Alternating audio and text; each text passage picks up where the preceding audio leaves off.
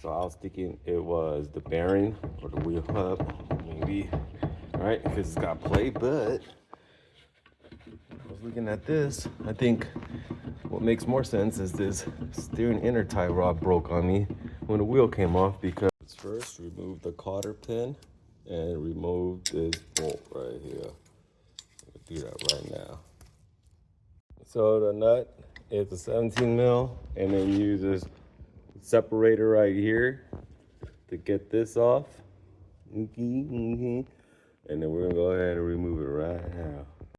So I went ahead and got the inner tie rod loose. So it's this one right here that you have to get it on with the freaking, me and my monster Mario wrench, my plumber's wrench. Got that thing loose. Got that thing loose. Spit on that thing. And look at all the fucking dirt. Look at all this dirt right here. This shit was all up in this motherfucker, man. Ugh. But yeah, I'm gonna switch out both inner tie rods. Might as well, because I think they just sell them in pairs anyways. And then I got it. You see right here, the stud broke off, so I'm gonna take off the wheel hub anyways. I'm gonna go ahead and replace the hubs. Might as well. I don't know how old these hubs are anyways. The bearings. And then shit, might as well install some new sway bar end links too. And the upper control arm, I think I'm gonna keep it stock for right now. There's nothing wrong with these upper control arms. And plus, what I'm gonna be using this car for, it doesn't really need aggressive negative camber in the front. Yep, that's what it does. So I'm gonna go ahead and remove this inner tie rod, and then I'll show you for the video how it gets removed.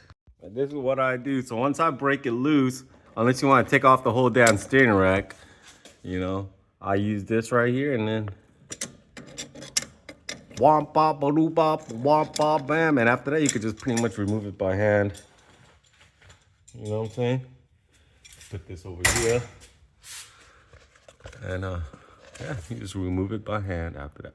And just like that, the inner tie rod is off, and it has this washer on here, you know, and it dents right here into the grooves where you attach your wrench to.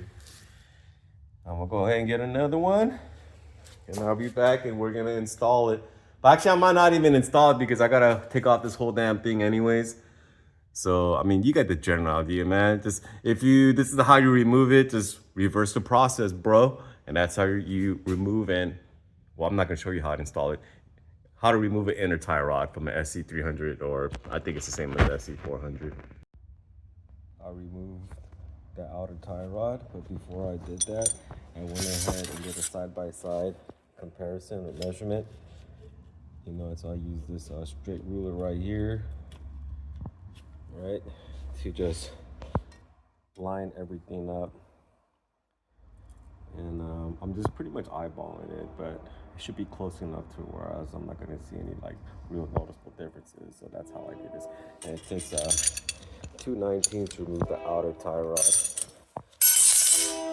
You put 1/19 on the nut right here, and then one right here on the outer.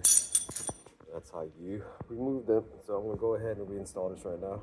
I got the outer tie rod in. I put the boot back on there.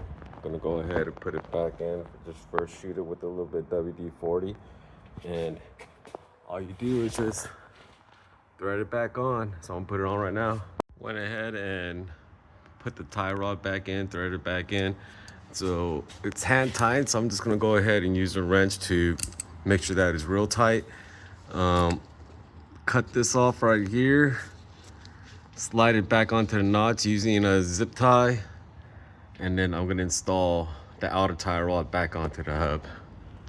Now we wanna go ahead and attach the tie rod back onto the hub. And so we go ahead and slide it over, and it's gonna be kind of hard to do with the fucking phone right here. Let's see, slide this dust shield back over here. Okay.